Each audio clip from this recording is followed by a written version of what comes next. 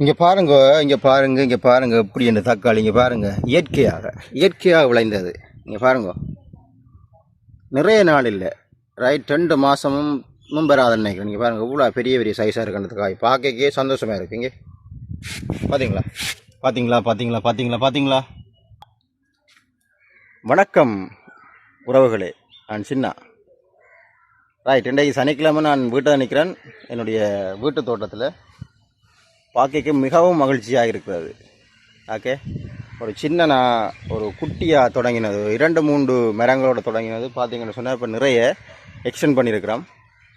முழுக்க அம்மா அப்பாவும் காரணம். அவை தான் நான் வேலைக்கு போன பிறகு இங்கே இருந்து நான் எனக்கு இன்ட்ரெஸ்டான விஷயத்தை வந்து அவையை பார்த்து செய்வினோம். ரைட், நான் இதை செய்யுங்கன்னு சொன்னால் செய்வினோம்.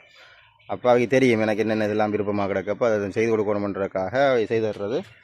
நான் போனது பிறகு இதெல்லாம் பராமரித்து நிறைய காய்ச்சிருக்குது.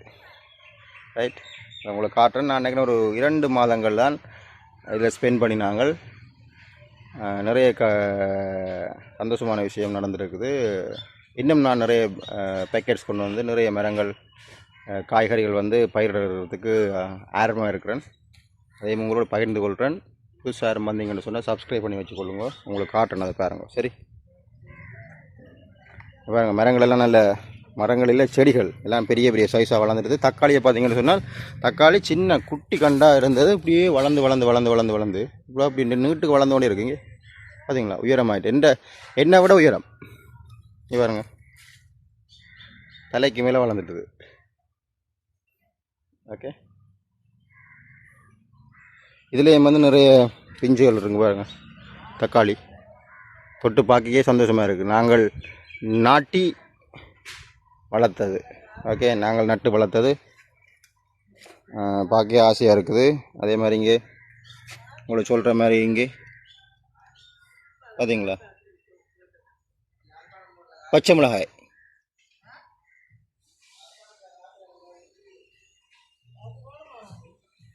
ஓகே, அப்படியே நான் சொன்ன மாதிரி எக்ஸ்டெண்ட் பண்ணுறதுக்கு இங்கே பாருங்கள், இங்காலே மரங்கள் எல்லாம் வந்து மரங்கள் இல்லை, செடிகள்.